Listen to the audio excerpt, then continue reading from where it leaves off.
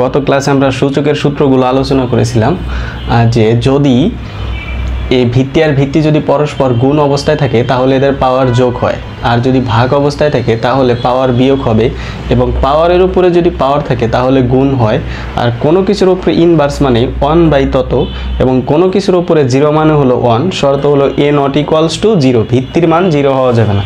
যেমন এখানে 4 নাম্বার ম্যাথটা দেওয়া আছে যে এখানে এই যে 2 ইন্টু এর উপরে ইনভার্স আছে, তাহলে এটাকে লেখা যায় 1/a প্লাস 3 ইন্টু এখানে b এর উপর ইনভার্স আছে, তাহলে লেখা যায় হলো 1/b এর উপরে আবার ইনভার্স।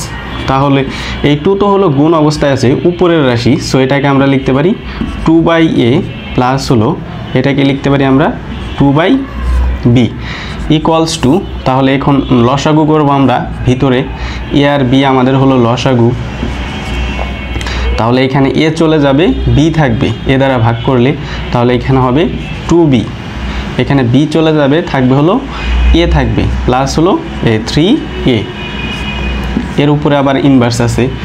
সো ইনভার্স মানে আমরা বলেছিলাম যে 1 তত, সো এটাকে আমরা তাহলে লিখতে পারি যে 1 ভাগ এইটা, মানে এই যে 3 এটা আগে লিখলাম, প্লাস হলো এই 2bটা পরে লিখলাম, ডিভাইডেড বাই হলো ab ইকুয়ালস টু, এবার এই যে 1 ইন্টু, সো এই গুণনটাকে যদি ভাগ দেই ab যাবে হলো আমাদের উপরে, আর এই 3a প্লাস হলো 2b আসবে হলো নিচে, ইকুয়ালস টু, তাহলে অ্যান্সার হলো ab ডিভাইডেড বাই হলো 3a প্লাস হলো 2b, এটা হলো আমাদের অ্যান্সার।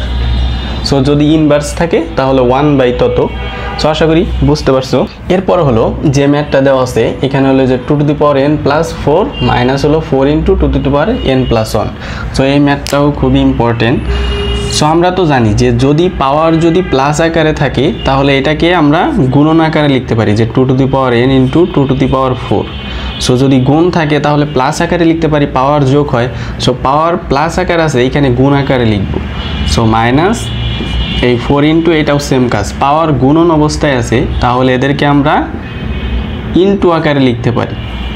নিচে হলো যে 2n + 2, এই 2 এর পাওয়ার আছে হলো 1, সো এরা তো পরস্পর ভাগ অবস্থায় আছে, তাহলে এদের পাওয়ার বিয়োগ হবে। সো ইকুয়ালস টু, এখানে আমরা লিখতে পারি হলো যে এইখান থেকে এই 2n, এইখানেও 2n আছে, এটা এখান থেকে এটা আমরা কমন নিতে পারি, মূলত এটাকে ভ্যানিশ করার জন্য ভাঙিয়ে লেখা হয়েছে। তাহলে এখানে 2 মানে হলো 16 মাইনাস, আর এইখানে হবে 4 দুগুণে 8, আর এইখানে হলো যে বিয়োগ করলে হবে এই যে 2n + 1 থাকবে, মানে 2n ইন্টু হলো 2 এর উপরে 1 লেখা যায়। সো এখন যদি আমরা এটা কেটে দেই তাহলে উপরে থাকে হলো আমাদের 8 ডিভাইডেড বাই 2 ইকুয়ালস টু হলো 4, অ্যান্সার।